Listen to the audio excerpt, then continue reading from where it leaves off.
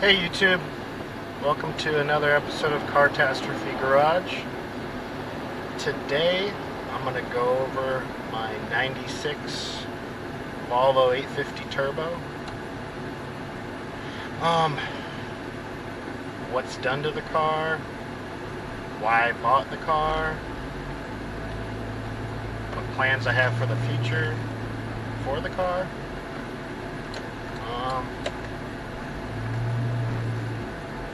So, what's done to the car currently?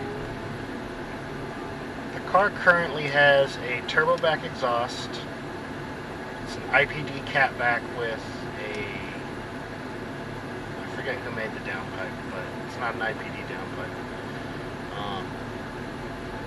And then it has an 18T turbo, which is off of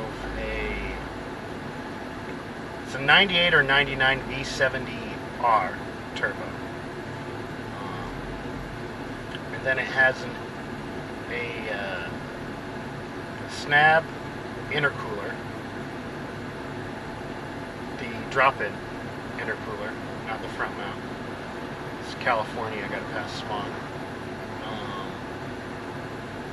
Then a ARD green tune, which is about 15 psi. The turbo can take 18 to 19 psi, so I still have some room for some boost, which I believe will come eventually. I want to do injectors and the newer tune at the same time, so that eventually will happen. The car's probably putting down between like 250 to 260 wheel, maybe 240 to 260, and more torque.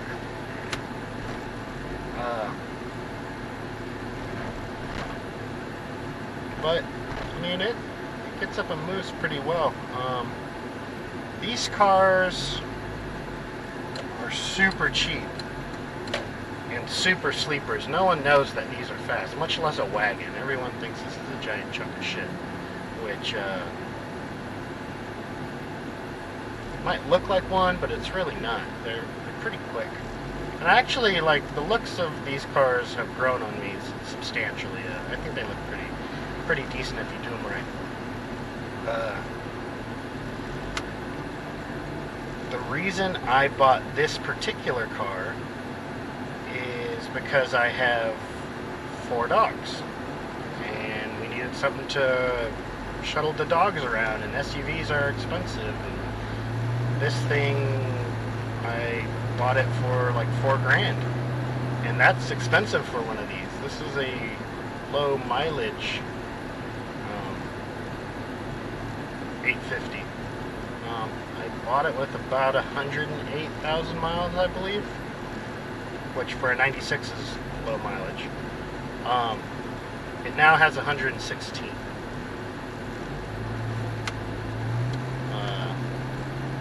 This isn't my first one of these cars. I had my first 850 T5 was a sedan that I'd never had a Volvo or anything like that. What I really needed was a cheap DD to buy the Viper, because I couldn't DD the Viper. Not that the Viper can't handle being a DD, they're very reliable. It's just I don't want to DD a Viper. So I was looking for something dirt cheap, and I mean dirt cheap. And you know, a lot of people say, oh, if you're going for cheap, get, you know, a Honda, a Toyota or something like that. But you know, I wanted something that was fun and somewhat quick. And everyone knows about Integras and Civics and stuff like that, and they're not as cheap as you'd think. I bought my first Volvo for $2,800, and it was, for what it was pretty reliable and decently quick. It had 160,000 miles on it, and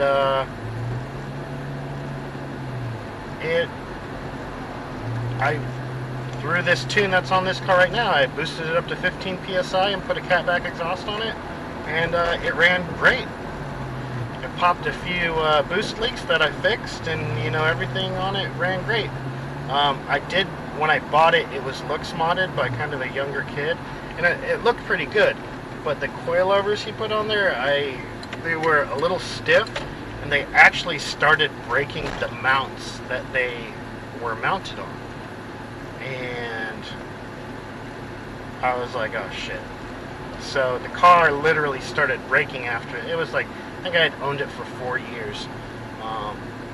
And so it started breaking, and then I bought the Jeep. And then the car sat for like a year. And then it did not run. The transmission didn't run right. It didn't like that I let it sit for so long. And it became a scrap car. And then I pulled everything that was on it and put it on here. I had the 18T turbo on that car. But it blew a bunch of boost leaks. And I didn't have time to fix it, because I was moving down here, and so it just boost leaked. Then I shortly got the G35. This car doesn't have any boost leaks. It, for the most part, runs pretty good. It's a great car, and I implore anyone looking for a cheap, fast car to take a look at one of these. I don't think you'll be disappointed. The reliability is there.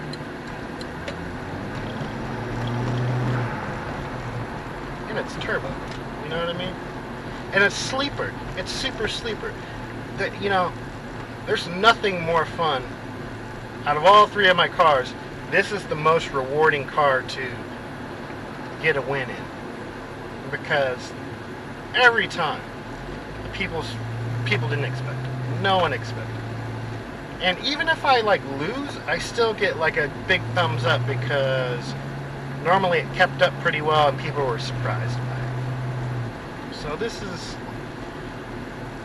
I really like this car for what it is. And you can, I mean, the wagon, you can just throw whatever the hell you want in it, and it's freaking great. Plans for this car. Oh. This is a 4-speed or 4-speed auto. That's probably one of the worst things about this car. Is in America they did not offer a manual version of this car. They did in Europe. So what some people do is they offered a manual version of this car that was NA, non-turbo.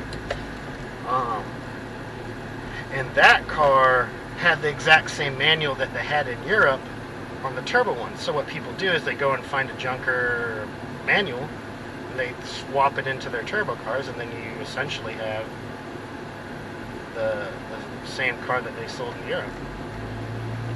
And those transmissions hold a good amount of power, and they're reliable. 5-speed, it's a 5-speed manual, so it's faster than the 4-speed, and you know, those are cool cars. I don't know if I'd ever do that to this car, because, well, look at me now. This is what I'm normally doing in this car, is I'm sitting in traffic, going to work. This is why I don't drive the Viper very much, because this always happens. The Viper turns into a freaking sauna. So, that's my spiel about the transmission. The transmission, the 4-speed is reliable transmission. Engine is reliable. So, I'm just going to run with it for the time being. Plans for the car. So I talked about, you know, putting the new tune on. And I kind of got a few stages that, you know, I'm tossing around in my head. Most likely scenario and cheapest scenario is injectors in the tune, and then later on put some water meth on top of that to cool down the intake charges and raise the octane, which on boosted cars is fantastic. I'm not going to do E85 because E85 is a pain in the ass. great if you have access to it. But I don't. Or I don't have easy enough access. So water meth is kind of my go-to on any boosted car, and I highly recommend it. I've never actually ran it, but I had some friends who have ran it, and they had great results, and they ran it because I recommended it. Because I wish I would have ran it on my supercharged 350Z, which I never did. Which I no longer have. I traded that car in for the Viper. So that's the most likely scenario. Another scenario, that's just the performance. I want to do some exterior stuff too. I want to freshen up the paint, probably get a new paint job, probably same color, white. I like white, and, you know, freshen up the black accents that are definitely sun faded. Just get this thing, you know, running really well for what it has on it. I mean, I don't want to mod this thing over what it should be modded to. I need this thing to stay reliable, and I think it can be fast enough with what I want to do to it. Another option is upgrading to a 19T turbo. Now I have an 18T. The 19T, when I bought the 18T, was like the forbidden turbo. It was like, it bends rods. And what that was all about was the tuning. The turbo spooled up too quick, and at least that's what people say, and would bend the rods on the car. They have spool control wheels now, and, you know, good tuning for them, and people run 19Ts all the time. They make more horsepower. Why not? There's a cop on it. So I say, you know, but I don't know if I want to go down that road of, you know, oh, a new turbo, have to get a retune.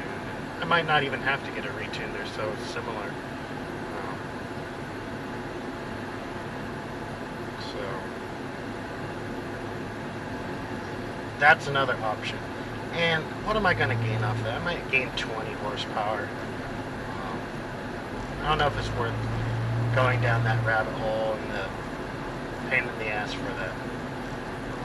That's pretty much the two options for this car. I don't think I want to go any more.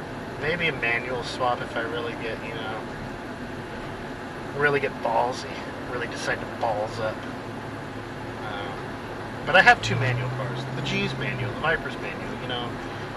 Sometimes it's nice to just bop along in an auto. Like I am right now in traffic. This is when it's nice to have an auto. But yeah, I encourage you guys to look into these cars. To see how fast these cars can be for little money, there's a channel called Bay Area Racing, which maybe you guys have seen it. It's somewhat popular. They used to do a lot of street racing in the Bay Area, obviously. And one of the founders of the channel, I think it was two guys, and one of them has a 850 T5. He's had two. And there's quite a few videos of him smoking a lot of freaking cars in one of these. He had a auto for a while, and then he swapped it to a manual.